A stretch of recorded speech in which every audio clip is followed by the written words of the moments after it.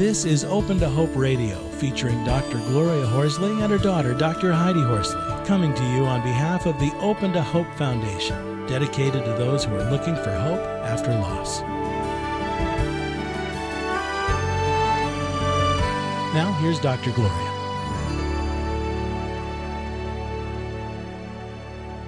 Welcome to the Open to Hope Show. I'm your host, Dr. Gloria Horsley, with my co-host, Dr. Heidi Horsley. We have a wonderful guest on who's written a great book. Would you like to introduce her, Heidi? Sure, I'd love to. We are going to be talking about the sudden death of a husband today, and our guest is Diane Dettmann. Diane is the author of 28 Snow Angels, A Widow's Story of Love, Loss, and Renewal, a memoir about the sudden death of her 54-year-old husband. She is also a contributing author for the Women's Voices for Change website. Diane's writing has been featured on other online sites and in various print publications. Welcome to the show, Diane. Well, thank you, Heidi, so much. I'm glad to be here. It's great having you on, and I've really enjoyed your book. I don't think people talk a lot about how it was to go back to work. I've been a writer for my whole life, and yes, I've have journals prior to my husband's death, and then also as I went through the process, it was part of the healing process for me, actually, doing a lot of the writing and recording the incidences and the difficulties and things. So, yeah. You know, Heidi was in college, too, so she had a lot of responsibility. So I'm sure a lot of the things that you're talking about and the things that I kind of gleaned from your book, you know, we're all going to identify with. So talk about how your husband died suddenly, right? Right. It was we kind of knew it was coming. He was born prematurely with a chronic lung condition in 1946. And so he kind of struggled with this all his life, but he lived a very normal life. He worked full time and everything. Everything was great. And then in January of 2000, we thought he had the flu, and he ended up in the hospital in April in intensive care. And then came home and seemed pretty normal, and everything was going fine. And then he ended up back in the intensive care unit in June, and then came home on June 2nd. He came home on June 2nd from the hospital, and then he ended up passing away here at home suddenly at 3 a.m. on the 30th of June. Well, at the time that your husband died, now you had been taking care of him for a while, and you're a school teacher, 5th grade. You don't have any children of your own, and I'm assuming that those kids were your children in many ways. And I know you talk a lot in the book about feeling the guilt of having to be with your husband at the hospital and that kind of thing. And then he does pass away, and you, 3 weeks later, Heidi, take on a new job as a master teacher. I mean, wow. Traveling all over the United States, right, with a team? Yes, a team of people I had never met before. I'm not a journaler, and it brought me back to how I was overly competent at work. I was so competent. Went back 2 weeks after Scott was killed. That was a very similar experience with myself. I kind of just threw myself into this position, and I really had never heard anything about the background of the program or anything. But I just pushed myself every day, and I think in the hindsight, it was a good thing in some ways, but it was almost like overload and kind of burying some of the grief. Yeah, and Heidi, how about you? Heading right off to college. Nobody knew. I actually had the opposite experience, though, I've got to tell you, Mom. Oh, did you? You probably don't even, I think you semi-know this, but you probably don't completely know this because I was kind of trying to be strong for my parents, but I went back to college 2 weeks after Scott died, got in a class, they wanted me to give a public speech, and I told the teacher, my brother just died, and he said, well, it's been 2 weeks, you should be over it. So I stood up and just basically said to the class, this speech is about how I'm dropping this class because my brother died 2 weeks ago, and this professor thinks I should be over it.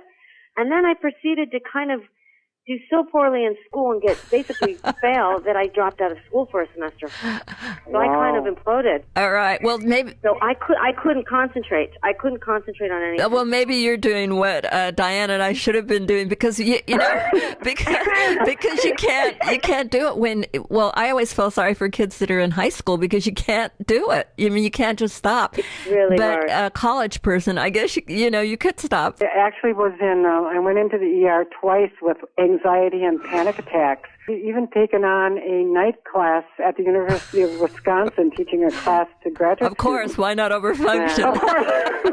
Really bury it deep. And so I got halfway through the class one night, and I just felt so weird. And I finally said, well, I really am not feeling well. I drove myself to the emergency room because I just couldn't. I didn't really know what was going on. I thought it was, like you said, scary. a heart attack. So it's very Panic scary. attacks are scary. I would come home to this 3,600 square foot house by myself in the evening after work, and then, sit down and try to eat. So I started watching the Friends show reruns on TV at 6:30 to keep myself company. Uh-huh. And then how long was it before you ended up in a psych unit? That was in January of 2002. It was January 29th. See, what I thought after I got through that first year I'd be okay. Right.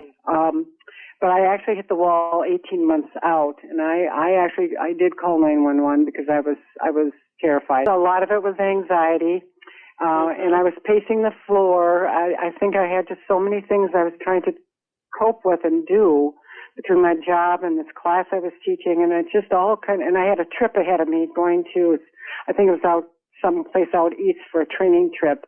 And so it was just overload. It was just all this stuff just came tumbling out on top of me one morning. And I just called 911. It took me forever to dial it because I kept stopping and thinking I could get by. And then you went into a psych unit, and my thought is this. I have had this situation with many clients. I'm a psychologist in private practice. When they get to that point, if they call me first, and I can normalize it for them, because what you were going through, a lot of what you were going through was normal.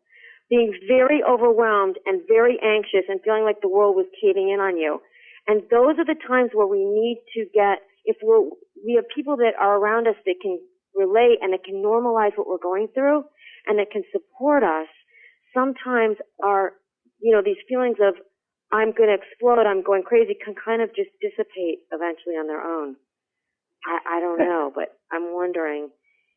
I think that could have been very helpful to me at that point in time. And I think part of my priorities were just to try to get through it, and push myself through my job and all those things. And it was just kind of just do what I had to do. And then it just gets to the point you can't do it alone. You sometimes do have to reach out for help. And it's a hard thing to admit to yourself. And the one part that I still remember in that situation was the day we got in this little circle to sing songs. And the very first song was Amazing Grace. And I still get tears in my eyes every time I hear that song or sing it at church. It was a turnaround point for me. I think that's when it kind of all started to kind of turn around and kind of lift me up in a way and put me in a different direction. But it was quite the experience. I'm glad. In some ways, it was a good thing to have happened because it really forced me to face it and deal with it and get help that really, really did make a difference. Right. Well, and also, sometimes when we are grieving, we often do feel like we're going crazy. We do feel like we can't handle it. We do feel like maybe we're going to die of a broken heart because the feelings are so overwhelming. I waited 6 years. I dated a couple guys early on, but it just didn't work out for me. And I thought, I'm going to just stay alone. And then a friend of mine who had been, her name was Paula, and she had lost her fiance in a car accident, and I just met her randomly at a consignment shop she owned. And she called me one day and she said, have you been dating? And I said, no. And she goes, well, try Match.com. And so I got on Match.com, and I just met, I got a wink from my husband. Alan just had a certain air about him that was just so open, and he was a widower himself. And so we kind of hit it off right away, and it just kind of worked. And so, but I don't think I would have done that with the other two guys. We've got to quickly tell people why you call your book Snow Angels. It was New Year's Eve evening, and my husband and I originally would go out to dinner with a group of friends. And they had called me, and I said, I just can't do that. It was just too hard for me. So I decided to go out under the stars that night in the snow and make one snow angel for every year we were married. So The goal was 28, but I ran out of speed around 19. The book, it took me 7 years to write the book, and with lots of stops and starts. I wasn't sure if I wanted to share such a personal story with the world, because I just kept resisting it and going back to photographs or entries in my notebooks. It triggered so many flashbacks that it was hard to kind of stay focused on it to keep it moving forward. I would like you to read for us the paragraph of your book, because I think it's so inspirational. During my years alone, I discovered a strength and perseverance inside me that I knew would always be there, no matter what. Knowing that loss would happen again, I planned to grasp the morning sunrises like they were the first crimson horizon I had ever seen. I realized life on Earth is a process of sunsets, sunrises, and sunsets. In between, you live and breathe what life brings you. Thank you. That is so great. That's lovely. Well, tell us how people can get your book, 28 Snow Angels, A Widow's Story of Love, Loss, and Renewal. It's available on Amazon in both Kindle and paperback, and it's also on Barnes & Noble in paperback, and at several independent bookstores. Well, Diane, thank you so much for being on the show today. Blessings to all of you out there who have had loss, and take care of yourself and tune in again next week, and God bless. You've been listening to Open to Hope Radio, hosted by Drs. Gloria and Heidi Horsley. Like today's edition, all of our past programs are available on demand at opentohope.com, along with helpful articles, videos, resources, and links to help get you through the toughest time of your life. You can also follow us on Facebook and Twitter and sign up for our monthly newsletter.